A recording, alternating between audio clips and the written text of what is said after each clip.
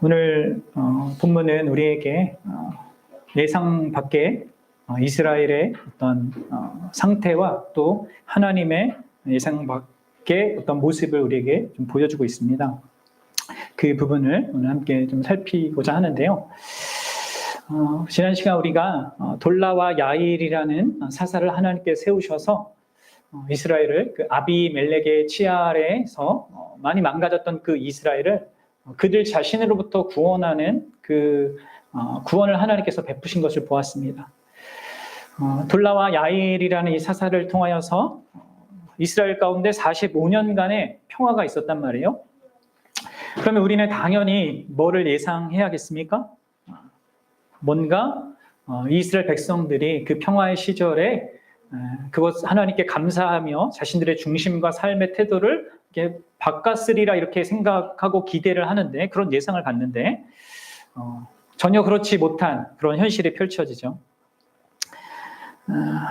이 평화, 45년간의 그 평화가 앞에 등장했던 수많은 사사들이 또 가져다 주었던 그 평화 시절과 마찬가지로요, 이스라엘의 영적인 그 상태에는 그 어떤 유익도 주지 못했습니다. 그 평화 자체가. 좀 여기서 먼저 우리가 좀 한 가지 생각해 볼 것은 이런 겁니다. 우리는 우리의 삶의 평안, 안전, 어떤 행복 이런 것들을 원하잖아요. 우리가 그걸 위해서 열심히 기도도 하고 또 열심히 살기도 합니다. 그렇죠? 그런데 우리에게 있는 그 평안 혹은 안전 그리고 내가 생각하는 행복 이것 자체가 어떨 때에는 그 많은 경우에 우리의 영적인 그 상태에는 도움이 안 될 그런 경우도 많다는 것을 우리가 오늘 본문을 통해서 보게 됩니다. 오히려 그런 좋은 조건들이 나로 하여금 나의 영적인 상태가 하나님께로부터 멀어지게 할 수 있는 그런 계기를 가져다 줄 수도 있는 것이죠. 그래서 여러분들, 신자는 무엇을 구하는 자입니까? 참된 신자는 어떤 환경의 변화, 나의 문제 해결 이것보다도 진짜 하나님 자신을 먼저 구해야 됩니다. 제가 이제 요즘 우리 아이들이 점점점 커가면서 우리 아이들이 보이는 어떤 태도와 이런 모습을 보면서 아내랑도 그런 얘기도 했지만 좀 심각한 고민을 하게 돼요. 모든 여건과 상황들이 다 좋다 보니까 필요한 거 다 공급되어지고 먹고 싶은 거, 하고 싶은 거, 누리고 싶은 거 다 하다 보니까 우리 자녀들이 점점 이 모든 것을 당연하게 여기고 또 그러면서 자기가 원하는 대로 또 원하는 것이 되지 않을 때는 쉽게 분노하고 짜증내는 그 모습을 보게 됩니다. 그래서 그런 부분들을 타일이기도 하고 또 이제 화를 내면서 이렇게 혼을 내기도 하는데 이게 참 쉽지 않은 것 같습니다. 어쩌면 어려운 환경이었더라면 진짜 내가 갖지 못하고 누리지 못한 상태에서 내가 이렇게 작은 걸 얻게 되고 또 소유하게 되고 영위하게 되면은 작은 것에 대해서 감사하고 어쩌면 크게 그렇게 했을지 모르겠는데, 이런 평안한 삶이, 어쩌면 이러한 풍요로운 삶이 그런 영적 상태에는 더 이렇게 좋지 않은 그 영향을 주는 것 같다라는 생각을 들면서 진짜 자녀들을 위해서도 더 기도해야 되겠고, 또 특별히 그들의 마음을 다루는 것, 그러니까 외적인 행동이 아니라 그들의 마음을 다루는 일에 좀 더 힘을 쏟아야겠다 이런 생각을 하게 돼요. 그러면서 여러분들, 한편으로는 제 주변에 그 자기 삶이 전혀 나아지는 어떤 것이 있거든요. 그냥 계속 어떤 사람 때문에 계속 힘든 어떤 그 사람이 있어요. 제가 볼 때는 이렇게 나아지는 것 같지 않고 계속 힘든 것 같습니다. 점점 힘들어지는 것 같아요. 그런데 그래서 그 사람이 그것 때문에 울기도 하고 막 힘들어하고 아파하기도 하는데, 놀랍게도 그 사람 안에는요, 예수 그리스도에 대한 그 순전한 마음, 그리고 어떤 천국에 대한 그런 소망, 이런 것이요 점점 더 커져가는 것도 봐요. 참 이상하지 않습니까? 환경은 그렇게 나아지는 것도 아니고 상황도 좋아지는 것도 아닌데 오히려 예수님에 대한 더 선명하고 분명한 그 중심을 보이고 하나님에 대한 그런 소망을 갖고 살아가는 이런 모습을 보이는 사람도 있단 말이에요. 그래서 우리가 진짜 이게 경험적으로도 확인하게 되는 거고, 이 이스라엘 역사나 성경에 나오는 모든 인물을 통해서 확인하게 되는 겁니다. 신앙생활은 진짜 환경이나 조건의 변화, 이거에 따라 달라지는 것이 아니라는 것이죠. 그리고 오히려 우리에게 많은 고난이요, 어쩌면 우리에게 더 큰 영적 유익을 가져다 줄 수 있는 것입니다. 그래서 여러분들, 우리가 환난이 없기 위해서 기도하는 자들이 되기보다는, 뭐 기도할 수도 있겠지만, 그런 환난 가운데서 정말 우리가 주님을 바라볼 수 있기를, 그리고 주님이 그 과정을 통해서 우리에게 배우게 하시고 어떤 영역에서 주님을 더 닮게 하시기를 원하시는지, 이런 것들을 잘 분별하고 또 이렇게 성장할 수 있는 계기가 될 수 있었으면, 그런 시간들로, 그런 환경들로 우리가 이해할 수 있으면 좋겠어요. 여러분, 다시 이제 본문으로 돌아오면, 우리는 이 이스라엘의 45년간의 이 평화의 시절이 끝난 뒤에 그들의 영적 상태가 어떻게 됐다고요? 더 극심하게 나빠지게 된 것을 보게 됩니다. 그래서 여러분들 6절을 보면 여기서 이제 다시 뭐 이렇게 우상을 섬겼다 이렇게 번역하고 있는데, 여기 이 다시라는 이 단어는 히브리어로는 더하다라는 동사입니다. 그러니까 지금 이스라엘 백성은 단순히 과거의 악행을 반복하고 있는 것이 아니라 이전보다 더 심각하고 증대된 그 악행을 행했다는 거예요. 그 하나님께서 그 야일과 이 돌날을 통하여서 큰 구원의 은혜를 45년간 평화를 누리고 나서 이들은 더 증대된 악을 행하고 있습니다. 그것도 여호와의 목전이라고 말하고 있듯이, 하나님이 보시고 있는 그 현실 속에서, 하나님이 보시고 계신 게 진짜 현실입니다. 하나님이 보이진 않지만, 근데 그 보고 계신 그 현실 속에서 그 하나님을 전혀 의식하지 않고 있습니다. 더불어서 하나님이 가장 싫어하는 죄인 그 우상 숭배의 죄를 지금 이들은 최고조로 범하고 있어요. 그럼 이들이 이 죄를 최고조로 범하고 있다는 것은 어떻게 압니까? 여기 이스라엘이 섬기는 우상들의 종류가 얼마나 많아졌는지를 보십시오. 모두 몇 가지예요? 7가지 실입니다. 바알과 아스타롯은요, 가나안 땅 안에 원주민들의 신이었고, 나머지 5가지 신들은 이 이스라엘 가나안 땅 밖에 있는 외부의 신들이란 말이에요. 북서쪽의 아람, 또 북쪽 시돈, 그리고 동쪽의 암몬과 모압, 그리고 남쪽의 블레셋, 이런 민족들의 신까지 다 이스라엘 백성들이 수입해서 지금 섬기고 있습니다. 이들은 사실 자주 이스라엘 백성들을 침공해서 억압했던 그런 민족들이란 말이에요. 과거에 이 시대 때 아람, 모압, 이런 신들을 섬기다가 이들의 공격도 받고 압제도 받지 않았습니까? 그래서 그때마다 하나님께서 사사를 세워서 이들을 구해주셨어요. 그런데 이들이 다시 그 이방 신들을 섬길 뿐만 아니라 여기다가 암몬과 블레셋 신들을 더해서 섬깁니다. 그 결과 이들은 암몬 자손과 이제 블레셋 사람들의 손에 억압을 또 당하게 됩니다. 그래서 여러분들, 이제 이후의 이야기는요, 하나님이 입다라는 사사를 세워서 이들을 암몬 자손에서 건져내는 이야기가 여기 10장부터 12장까지 나오는 거고요. 이제 13장부터 등장하는 이 삼손을 세워서 이제 블레셋 사람들에서 손에서부터 그들을 구원하는 이야기가 16장까지 이렇게 구원하는 이야기가 나오는 겁니다. 그럼 우리는 여기서 이 인간의 그런 죄된 마음의 그런 이 아이러니한 상태를 직면하게 돼요. 그게 무슨 말이냐면, 이게 우리가 어떤 존재가 나를 억압하고 압제하면 어떤 마음이 듭니까? 당연히 그 대상이 그 존재가 추구하거나 신뢰하는 것을 미워하는 마음이 생긴다고 우리가 생각하지 않습니까? 그런데 오히려 오늘 본문을 보면 자신들을 억압하고 압제하는 자들에 대해서 이스라엘이 그들이 추구하고 그들이 신뢰하는 것을 숭배해요. 그럼 이런 일들이 우리 삶 가운데서 일어나는 것도 보죠. 이 알코올 중독자 부모를 둔 자녀들이 그 아래서 힘든 삶을 살면서 나는 절대 안 그럴 거야 하면서 그렇게 하지만 결국 나중에 자신도 같은 그런 중독에 빠지는 이런 경우가 많은 것처럼, 그럼 시대가 바뀌어도요, 사람의 마음은 이처럼 바뀌지 않습니다. 그래서 여러분들, 우리도 하나님의 은혜가 아니면요, 이런 동일한 마음의 작동을 경험하게 돼 있어요. 그래서 여러분들, 우리가 어떤 우상으로 말미암아 압제에 빠지잖아요. 그럼 어떤 마음이 드냐면 우리는 우상을 더 숭배해야 된다는 그 마음을 느끼게 되는 거예요. 그러면 예수님 당시 때 사마리아 그 여인을 한번 다시 생각해 보십시오. 그 여인이 추구하던 게 무엇이었습니까? 자기 삶의 가치와 그 목적을요, 뭐에 두었어요? 좋은 남자와의 관계에서 찾았습니다. 근데 그게 계속 실패하니까 어떻게 해요?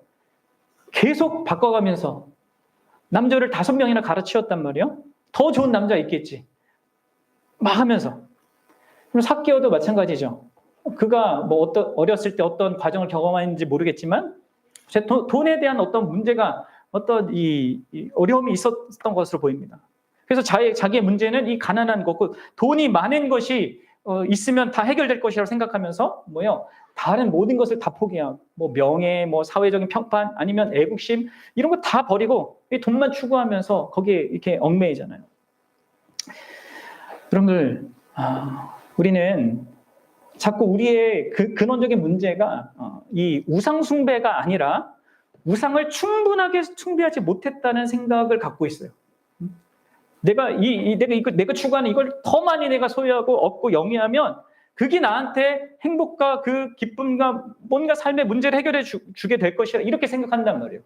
그거 추구하는 거 그 자체가 문제인데 그걸 더 추구해야 된다고 이렇게 생각한다는 것이죠. 이스라엘 백성들이 지금 그런 상태에 있는 것입니다. 여러분들, 우리의 근원적인 문제는요, 우상 숭배입니다. 그 참 하나님이 아니라 하나님 외에 어떤 것들을요, 그것들이 선한 것이라 할지라도, 남편 선한 것이, 뭐 돈 자체는 선한 거죠. 근데 그것을 하나님 자리에 두고 하나님만이 주실 수 있는 참된 행복과 그 기쁨과 안정과 그 생명을 자꾸 그것들이 줄 수 있을 것이라고 생각한다는 거예요. 끊임없이 그렇게 생각한다는 것이죠. 이런 굴레에 계속 빠지게 되는 겁니다. 이스라엘 백성이 거기에 계속 빠지는 것처럼 오늘날 사람들도 그렇게 되는 것이에요. 그래서 여러분들, 이스라엘 자손들은 그동안 자신들을 그렇게 힘들게 만들었던 그 이방 민족들의 신들뿐만 아니라 더 새로운 그런 신들까지 다 동원해가지고 그들을 섬기고자 합니다. 근데 여러분들 아십니까? 이들이 섬기지 않았던 유일한 신이 어떤 신인 줄 아세요? 놀랍게도 진짜 참되고 살아계신 하나님이세요. 그들과 신의 산에서 특별한 언약을 맺어서 지금까지 모든 역사 가운데 그들을 신실하게 이끌어 오시고 모든 필요와 그 구원을 공급해 주신 그 하나님 한 분은 안 섬기고 있어요. 여러분, 인간의 이 죄악된 상태가 어떻게까지 이렇게 나아갈 수 있는지를 보게 됩니까? 전혀 예상 밖의 그런 반응 아닙니까? 이 그동안의 역사와 금방 이들이 돌라와 야일을 통해서 경험했던 그 평안과 이런 모든 것을 생각할 때 너무나 말도 안 되는 이 현실을 지금 갖고 있는 거란 말이에요. 그런데 여러분들, 이 본문은요, 오늘날 우리 이 예수 그리스도 안에서 이제 생명을 가진 우리 신약의 신자들, 우리 신자들에게는요, 또 다른 어떤 우리의 그 마음의 중심을 좀 다시 한번 돌아보게 하고 그것을 살펴보게 합니다. 과연 나는 나의 삶의 가치와 목적 그리고 나의 삶의 행복과 모든 어떤 삶의 의미를 좀 어디에 두고 있게 되는가? 진짜 나의 그 중심은 날이 갈수록 이 이스라엘 백성들과 달리 예수 그리스도 그분 한 분 안에 우리 삼위일체 하나님 안에서 그것을 발견하고 찾아가고 그것을 영위하는 그런 중심으로 나아가고 있는가? 그럼 이것을 묻게 합니다. 그렇죠? 여러분, 이스라엘 백성의 이 상태와 이 과거의 상태와 이 오늘날 이 특별한 새 언약 안에 있는 우리들과하고는 사실 정반대의 어떤 입장이 있거든요. 어떤 이게 유사성도 있지만 더 탁월한 어떤 측면을 우리가 갖고 있단 말이에요. 우리는 새 언약 관계 안에서 예수 그리스도를 중보하여서 하나님과 관계 속에 살아간단 말이에요. 우리는 그분의 백성이자 또 그분의 자녀란 말이에요. 그리고 우리 안에 일어나야 되는 참된 어떤 삶의 변화라고 할까요? 전혀 죄인으로서는 예상치 못한 어떤 우리의 그 중심 안에 일어나는 그 중심이 있어야 되는데 그것은 하나님 한 분만으로 만족하는 것입니다. 이스라엘은 하나님 한 분 빼놓고 다 다른 어떤 신을 향해 나갔다면, 그러면 우리 안에 발견되어야 되는 것은 이거예요. 우리가 스스로 가질 수 없는 이거죠. 뭐예요? 정말 하나님 한 분을 향하여서 만족하고 그분 안에서 가치와 의미를 찾고 그래서 살아가는가? 진짜 이스라엘의 그 조건과 상태와 정반대로 또 세상이 제시하는 모든 그 좋은 조건들이 다 없다 할지라도 내가 하나님 한 분만으로 만족하는 자로 살아가는가? 그런 마음의 중심이 내 안에 점점 커져가고 있는가? 내 삶의 형편과 내 조건은 달라지지 않다 하더라도 말이죠.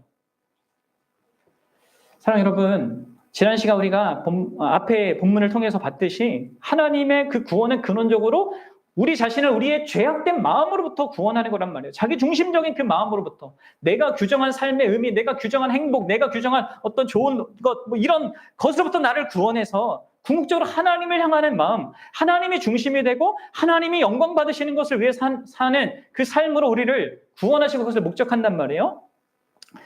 그리고 정말 그 일은 실질적으로 복음을 통하여 역사하는 그 성령 하나님의 그 주권적인 일하심으로 말미암아 예수 그리스도를 믿는 신자 안에 이루어지기 시작합니다. 그래서 여러분들 사도 바울은 이렇게 얘기했어요. 빌립보서 1장 6절에서 이렇게 얘기하죠. 너희 안에서 착한 일을 시작하신 이가 그리스도 예수의 날까지 이루실 줄을 우리는 확신하노라. 그렇습니다. 우리 안에 착한 일이 시작됐습니다. 사실 이스라엘이 그 풍성하게 누리지 못했던 그거, 이게 누리긴 합니다. 그러나 지금 신약의 우리 시대만큼 이들이 누리지 못합니다. 그만큼 우리는 특별한 그러한 이 시대를 살고 있고 특별한 복을 누리고 있는 자들이에요. 그러면서 여러분들 이 착한 일이 뭐예요? 이 착한 일에 대해서 사도 바울이 그 뒤에서 이렇게 고백을 합니다. 1장 20절과 21절입니다. 같이 읽어봅시다. 시작. 나의 간절한 기대와 소망을 따라 아무 일에든지 부끄러워하지 아니하고 지금도 전과 같이 온전히 담대하여 살든지 죽든지 내 몸에서 그리스도가 존귀하게 되게 하려 하나니 이는 내게 사는 것이 그리스도니 죽는 것도 유익함이라. 네. 여러분들 지금 바울은 이 빌립보서를 감옥이라는 아주 형편없는 그 조건에서 쓰고 있습니다. 기록하고 있는데 그가 간절히 원하는 게 뭡니까? 그런 조건에서 벗어나는 게 아니란 말이에요. 어떻게 되든지 살든지 죽든지 내 삶 속에서 그리스도가 존귀하게 되기를 원한다. 내가 사는 이유도 그리스도고 내가 죽는 것도 그리스도를 위한 거라면 그건 유익이다라고 말하고 있단 말이에요. 이렇게 삶의 현실을 바라볼 수 있는 것이 신자죠. 정말 우상숭배의 그 늪에서 벗어나 자유롭게 오직 하나님만을 예수 그리스도를 향해서만을 사는 모든 우상들을 다 뒤로하고 오직 예수 그리스도를 향해서 사는 이 신자의 모습이 무엇인가를 사도 바울이 보여주고 있고요. 그 일이 이제 빌립보 교회 안에 너희들한테 시작됐다. 또 그것을 그리스도께서 이룰 거다 하시고 있단 말이에요. 그게 우리 안에도 시작된 것이죠. 내 안에 예수 그리스도가 있다면 점점 우리는 이 방향을 향해서 나아가고 있습니까? 보셔야 돼요. 오늘 본문이 우리의 이러한 부분들을 살펴보라고 하고 있습니다. 여러분들 그러면서 이제 우리는 하나님께 좀 주목을 했으면 좋겠는데요. 이스라엘이 이 범한 그 우상 숭배가 최고조에 달했던 것처럼요. 그들이 당한 이 압제와 곤고 역시요. 최악이었고 총체적이었습니다. 하나님의 그 징계로 인한 그런 곤과 그 압제였는데 8절을 보면요. 그들의 적들이 그들을 쳤고요. 억압했습니다. 여기서 사용된 단어들은 되게 다 강력합니다. 깨트리고 막 이렇게 흩트리고 막 부셔트리다 이런 의미란 말이에요. 그리고 그런 기간이 무려 몇 년입니까? 18년이에요. 그 범위도요. 요단강 건너편 이스라엘 전체, 그 서쪽, 요단강 동편 쪽에 있는 이스라엘 백성들, 그리고 요단강을 건너와서 유다와 베냐민과 에브라임 족속, 그러니까 유다의 큰 지파들 있잖아요. 모든 족속을 아우르는 그 어마어마한 범위를 지금 고통을 당하고 있고 어려움을 당하고 있습니다. 그래서 이 곤고가 심했다 이렇게 말하고 있어요. 그리고 그로 말미암아 이들은요 하나님께 부르짖지 않을 수 없었습니다. 근데 여러분들 우리는 여기에서 하나님의 예상 밖의 반응을 보게 되죠. 뭡니까? 하나님은 그들을 도와주시거나 뭔가 그들에게 불쌍히 여기 뭘 하기보다는요 오히려 아주 강력한 용어로 그들의 그 부르짖음과 요구를 거절해요. 그럼 과거에는 하나님 이렇게 하지 않으셨거든요. 그들이 부르짖을 때마다 사실 그들을 구원해 줬습니다. 그런데 이번에는 하나님의 반응이 다르단 말이에요. 11절과 12절을 보면 하나님이 이렇게 막 이렇게 뭐랄까 참 안타까워하시면서 말씀하시죠. 내가 너희를 얼마나 많이 거듭해서 구원해 주었느냐. 그렇게 말씀하시면서 그런데 너희들이 어떻게 그렇게 거듭 나를 버리고 다른 신을 섬길 수 있냐? 이것이 도대체 몇 번째냐 하면서 그분이 막 이렇게 답답해하는 그런 쏟아내는 그런 그분의 마음을 보십니까? 여러분들 이러한 하나님의 마음을 자녀들 키워보니까 조금 알 것 같더라고요. 거듭 얘기해도 거듭 안 되는 그런 모습을 보면서 참 너무나 답답하고 안타까운 그런 모습인데, 근데 여기서 하나님이 아주 통렬한 말씀을 하세요. 뭐요? 내가 다시는 너희를 구원하지 아니하리라. 여기서는 좀 이제 그 번역을 좀 우리가 잘 좀 보셔야 되는데, 한글 번역으로 보면 이게 앞으로는 결코라는 식으로 이렇게 와닿죠. 다시는이라고 하니까. 그런데 이제 사실 그런 것은 아닙니다. 영어로는 이게 again으로 이렇게 번역되어 있듯이 히브리 원문에는 이게 더하다라는 또 의미예요. 그러니까 앞서서 6절에서 나왔던 이스라엘이 악을 더했던 것처럼 여기서 하나님께서는 이스라엘에게 구원을 더하여 주지 않겠다는 거예요. 그러니까 결코라는 그런 의미가 아니지만 뭐예요? 어쨌든 예상 밖의 반응입니다. 내가 구원을 너에게 더해 주지 않겠다. 더 이상 안 된다. 이렇게 하시는 것 같습니다. 그러면서 하나님은 14절에 이어서 가서 너희가 택한 신들에게 부르짖어 구원을 해달라고 그렇게 요청해라. 그렇게까지 말씀하신단 말이에요. 여러분들 지금 하나님이 왜 이렇게 반응하시는 겁니까? 다시는 구해주지 않을 거고 구원을 더해주지 않을 거고 뭐요? 너희가 원했던 그 신에게 가서 구원을 찾아라, 구해라 이렇게 얘기합니다. 이런 하나님의 반응은요, 이스라엘의 그 부르짖음과 그 회개가 참되고 진실한 마음에서 나온 게 아니라는 것을 보여주는 겁니다. 이들은 다만 약자가 강자에게 고통을 덜어달라고 하는 그 식으로 하나님께 도움을 구했던 것입니다. 다시 말해서 이들은 죄의 결과에 대해서 슬퍼했던 것이지 죄 자체에 대해서 슬퍼했던 것이 아닌 거예요. 그들의 말은 우리가 하나님을 버리고 바알들을 섬겨서 주께 범죄였습니다. 이렇게 말했지만 그것은 진심으로 그것 자체를 슬퍼한 것이 아닙니다. 오히려 이렇게 하는 게 이런 방식으로 이렇게 하면 하나님이 나를 용서해 주시고 또 개입해 주실 것이니까 나는 이렇게 고백하겠습니다. 이런 식인 거예요. 정확한 버튼을 누르고 일정한 재물을 바쳐서 하나님이 그들을 위해서 능력을 나타내시도록 그렇게 만들려고 한 것입니다. 회개하면 하나님이 용서해 주시고 회복시켜 준다고 하는 그 약속의 말씀들을 기계적인 것으로, 수단적인 것으로 여긴 것이죠. 여러분들 우리는 아셔야 돼요. 우리가 이 회개하는 것도요, 이렇게 우상숭배에 돌이키는 이 방식조차도 우상숭배스러울 수 있는 겁니다. 이스라엘이 하는 것이 꼭 그랬단 말이에요. 이들은 하나님을 우상 중 하나처럼 대하고 있어요. 아마도 이들은 앞에 등장했던 자신들이 그렇게 섬겼던 7개 이 우상들에게 다 막 찾아서 구했다가 그게 안 되니까 마지막에서야 이 하나님을 찾았을 것이고, 지금 매뉴얼을 찾아보듯이 성경을 막 찾아서 아니면 자기의 경험을 찾아서 이스라엘 역사 가운데 경험했던 그걸 찾아서 이렇게 하니까 됐구나 하면서 하나님께 다가간 거죠. 그러니까 하나님께서 어떻게 하시는 겁니까? 아니다. 난 우상과 다르다. 난 너희들이 무슨 마음으로 이런 요구를 하는지 안다. 나는 이번에 너희들의 그 부르짖음을 들어도 움직이지 않겠다. 내가 이번에 너희를 구원하지 않겠다. 가서 너희가 택한 신들에게 부르짖고 그들에게 구원을 구해라. 이렇게 반응하신 것입니다. 여러분들 아마 이스라엘 이 백성들은요 당황했을 거예요. 이게 내가 기대하던 그 하나님의 반응이 아닌데 하면서 말이죠. 예상 밖의 하나님의 반응에 대해서 어떻게 되는 겁니까? 반응에게 당황하는 거예요. 근데 여러분들 이러한 예상 밖의 하나님을 직면하고 그 하나님을 경험하는 것이요. 어떤 의미에서 우리가 진짜 살아계신 하나님을 제대로 만난 것임을 증명하는 것일 수 있어요. 사랑하는 여러분, 진실로 참되고 살아계신 그 하나님은요, 우리가 규정할 수 있는 그런 하나님이 아닙니다.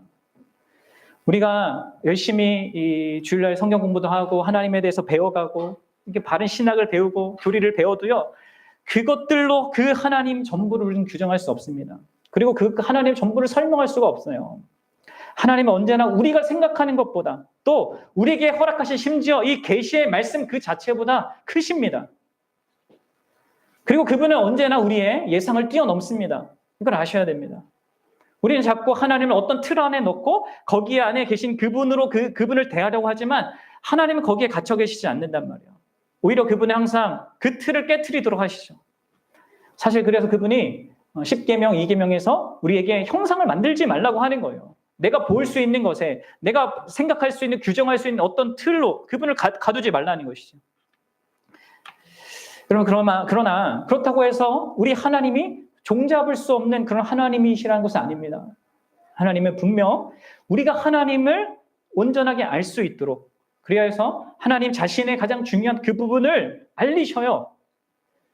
그리고 그런 하나님에 대한 그 결정적인 그 이해 있잖아요. 예상 밖의 하나님의 그 역사들이 우리 삶 가운데 많고 있지만 그런 하나님의 어떠하심의 가장 결정적인 이해는 사실 이 신약 시대 때, 이 구약 시대와 달리 이 신약 시대 때 더 선명해지죠.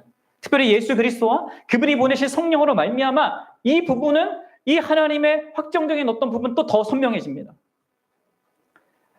그런 하나님의 그 선명하고 핵심적인 성품, 속성 그것이 무엇입니까? 그것은 바로 그분이 진짜 참 사랑의 하나님이시라는 거예요. 그리고 그분이 얼마나 놀라운 그 사랑을 이 예수 그리스도 안에서 우리에게 보이셨는지를 우리는 이렇게 확인하게 되죠. 사도 바울이 로마서 5장 8절에서 이렇게 얘기합니다. 같이 읽어봅시다. 시작.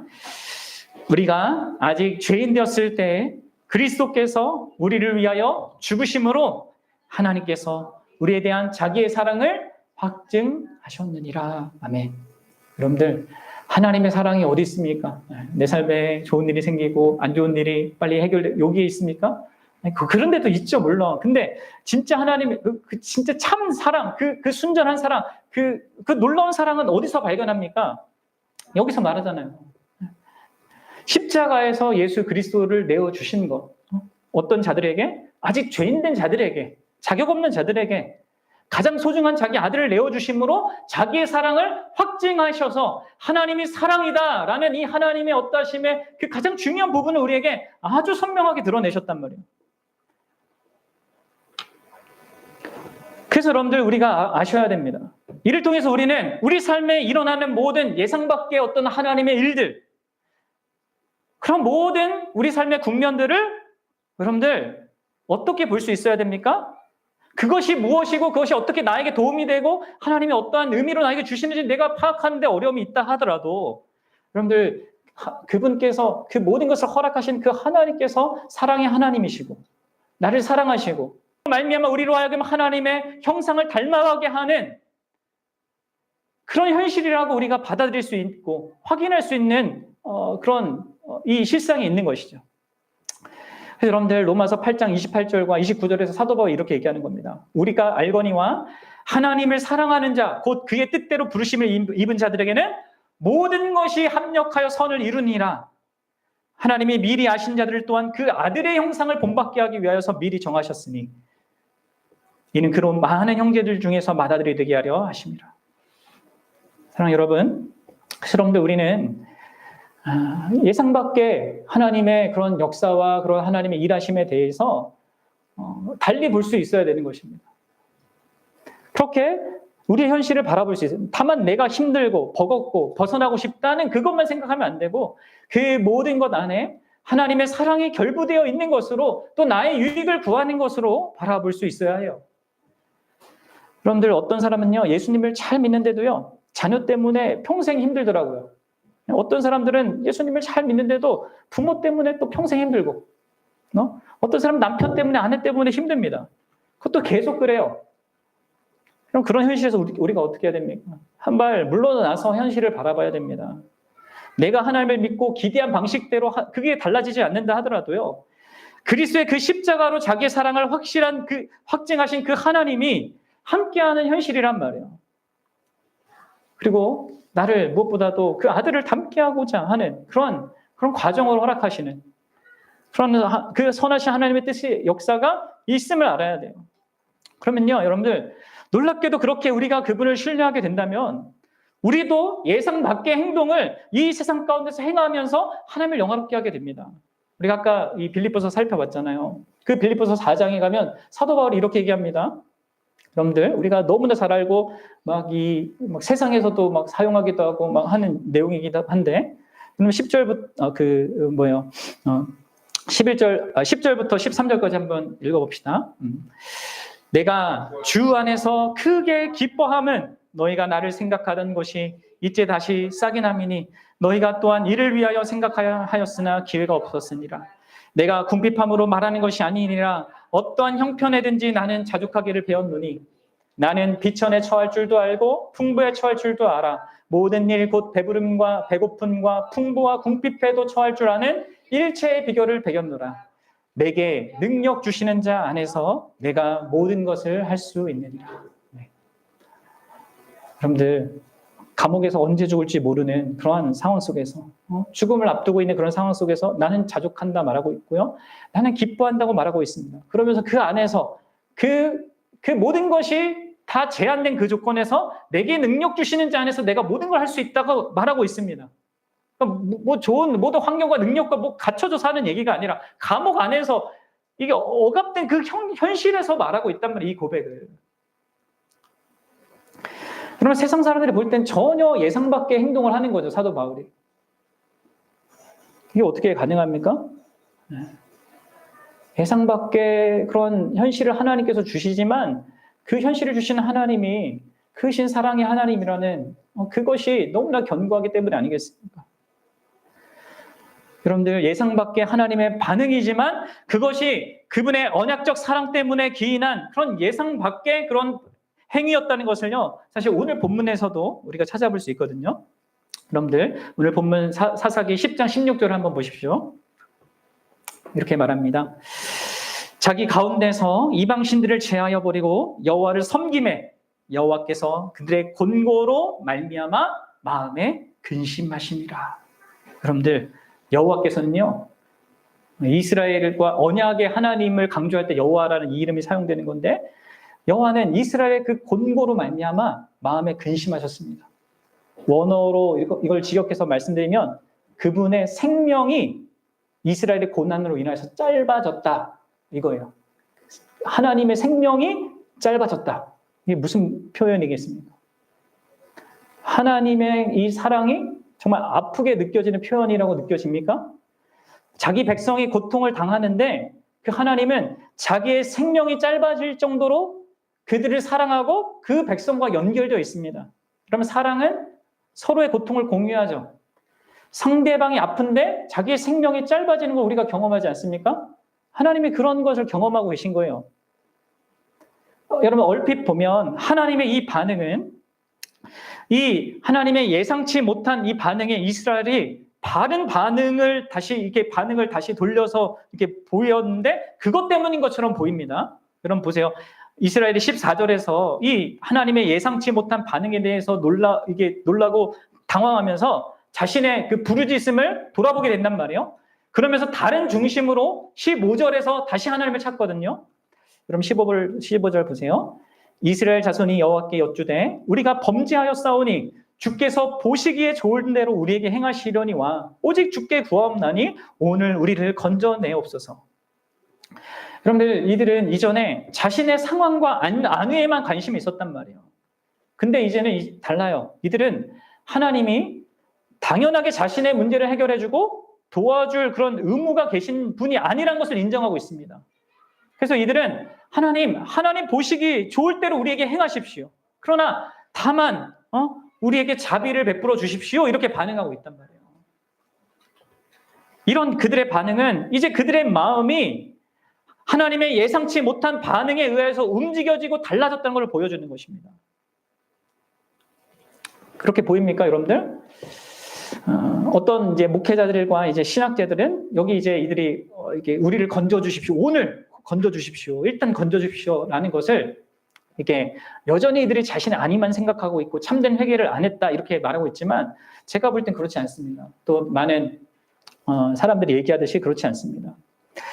만약 이들이 나는 하나님을 원합니다라고 말하고 나한테 필요한 것은 이거기 때문에 나는 하나님이 원합니다. 이렇게 했다면 여러분들 이것은 그들의 회개가 참된 것이 아니겠죠. 하나님을 구한 것이 아니라 이것을 원한 것이니까 그들이 원한 이것이 그들의 궁극적인 신이 되는 거죠. 그런 회개는 참된 회개가 아닌 것이. 하지만 이 이스라엘 백성들은 어떻게 말하고 있습니까? 하나님 나에게 이것이나 저것이나 다른 것을 준다 하더라도 상관없습니다. 이렇게 말하고 있잖아요. 좋을 대로 하십시오. 이렇게 얘기하고 있습니다. 그러나 나를 구원해 주십시오. 나는 당신을 원합니다. 이렇게 말하고 있는 것이죠. 더불어서 여러분들 이들은 16절에서 그들 중에 이방신들도 제거해 버렸습니다. 그렇죠? 이들이 그냥 피상적으로만 행동한 것이 아니었어요. 우리는 앞에 사사기 내용을 읽다 보면 이스라엘 백성들이 하나님께 부르짖지만 그리고 하나님께 어떤 환심을 사기 위해서 뭐 행동을 하지만 우상은 집에다 이렇게 숨겨두고 이렇게 보험처럼 숨겨두고 이렇게 한 적들이 많았거든요. 근데 지금 여기서는 다르단 말이에요. 진짜 회개하여서 자신들이 보험으로 이렇게 딱 들고 있던 그것까지 내버리고 하나님만을 지금 찾고 있습니다. 그럼 우리는 여기서 이제 참된 회개가 무엇인지를 보게 되는 것이죠. 죄의 결과에 대해서 슬퍼하는 것이 아니라 죄 자체에 대해서 슬퍼하는 것입니다. 단순히 행동의 변화만 갖는 것이 아니라 그 동기, 우상숭배 그 동기까지 슬퍼하면서 하나님 앞에 회개하는 것. 이 두 가지를 다 보이고 있습니다. 근데 여러분들 무엇이 이들이 이런 참된 회개로 나가게 한 거예요? 하나님의 예상 밖의 행동이 그렇게 한 거예요. 만든 것이죠. 그렇죠? 앞에서 여러분들 하나님이 하신 그 말씀들이 그들을 구원하지 진짜 않겠다는 그 말이겠습니까? 진실로 다른 신에게 가서 부르짖어 그 구원을 구하라. 이런 의도로 하신 말씀이겠냐 봐요. 아니죠, 여러분들. 이들을 자극하여서 자신의 문제와 그 심각성을 돌아보도록. 여러분들 아이들이 잘못해서 너 지금 나가 이렇게 하는 게 부모의 마음이 지금 나가란 얘기예요? 정신을 차리라는 얘기지? 그렇죠? 여러분 이처럼 참된 회개도 결국 내가 스스로 이루는 것이 아니라 우리가 스스로 이루는 것이 아니라 하나님의 은혜가 그렇게 하는 것을 우리가 보게 돼요. 그렇죠? 근데 여러분들 우리가 더 주목해야 될 것은 이들의 이러한 참된 회개가 16절 하반절의 말씀처럼 하나님의 마음을 움직인 걸까요? 이들이 회개했기 때문에 하나님의 그 생명이 짧아진 것이겠습니까? 아니죠. 우리는 자꾸 이제 하나님이 회개하면 하나님이 감동해서 움직여서 용서도 해주고 축복도 줄 거라고 이렇게 약간 공식처럼 하나님을 이해하려고 하는데 그러면 아니에요. 그러면 안 됩니다. 분명히 보십시오. 하나님께서 이 마음에 근심하신 이유는 뭐예요? 이스라엘의 회개가 아니라 뭐예요? 이스라엘의 권고 때문이었어요. 사랑 여러분, 우리의 소망은 우리의 회개의 진정성에 있는 것이 아니라 우리의 소망은 이 언약적인 관계 속에서 우리를 한없이 사랑하시기로 하신 그분의 그 크신 사랑과 우리를 긍휼히 여기시는 그분의 긍휼하심과 그분의 자비하심입니다. 거기에 우리의 소망이 달려있는 것이죠. 그럼 우리 신앙생활을 막 이렇게 그냥 내가 뭐 잘못하면 그냥 회개하면 되겠지. 이런 식으로 아니란 생각을 하나님에 대해서 가지면 안 됩니다. 또 우리의 회개가 아무리 진정한 것이라 할지라도요. 하나님이 우리에게 은혜와 회복을 베푸시는 근거가 되는 것은 아닙니다. 그렇게 우리가 하나님의 틀에 가둬두려고 하면 안 되는 거예요. 더불어서 여러분들 우리가 우리의 실패가 아무리 크고 우리의 회개가 아무리 불완전할지라도 우리에게 소망이 있는 것은 여전히 그분이 우리를 긍휼히 여기시고 우리를 사랑하신다는 그 사실에 있는 것이죠. 하나님의 사랑이요. 그분의 진노보다 더 큽니다. 하나님의 그 사랑이 도대체 어떤 것이기 때문에 이처럼 극심한 죄 가운데 있는 자들을 향하여서 이렇게 마음이 움직이시는 걸까요? 너무 놀랍지 않습니까? 진실로 여러분들 성경이 계시하는 이 하나님은 자기 백성의 그 모든 고통 속에서 그 고통을 아시고 심지어 그 고통을 함께 당하시는 하나님이시거든요. 이사야서 63장 9절을 보십시오. 그분은 이렇게 얘기하죠. 그들의 모든 환난에 동참하사 자기 앞에 사자로 하여금 그들을 구원하시며 그의 사랑과 그의 자비로 그들을 구원하시고 옛전 모든 날에 그들을 들으시며 안으셨으나. 여러분들, 이 하나님의 사랑이요 있습니다. 우리가 환난 중에 있고 고난 중에 있고 예상치 못할 어떤 현실에 우리가 있다 할지라도요, 하나님의 그 모든 환난 중에도 우리가 마음을 같이 하고 계셔요. 이 놀랍도록 크신 하나님의 사랑이요, 그 하나님의 아들을 갈보리로 보낸 것입니다. 그리고 우리가 마땅히 받아야 될 그 영원한 심판을 대신 받게 했고요, 바로 이 사랑이 우리가 결코 기대할 수 없는 그 영원한 생명을 우리 주 예수 그리스도 안에서 받아 누릴 수 있게끔 한 것입니다. 사랑하는 여러분, 여러분들이 예상 밖의 일들 안에서 고난 중에 있을 때 특별히 하나님을 믿고 신뢰하며 나아감에도 불구하고 여전히 이게 중심에 그런 하나님을 향한 마음이 커져갈 이 상황이, 사도 바울이 그 감옥에 갇혀있는 그런 상황처럼 이게 아무것도 달라지지 않고 변하지 않고 갇혀있는다 할지라도 그분의 마음이, 여러분들, 그 안에 있는 우리와 우리와 그분의 마음이 아주 긴밀하게 연결되어 있고 그분도 함께 우리의 고난에 동참하고 있다는 것을 기억하십시오.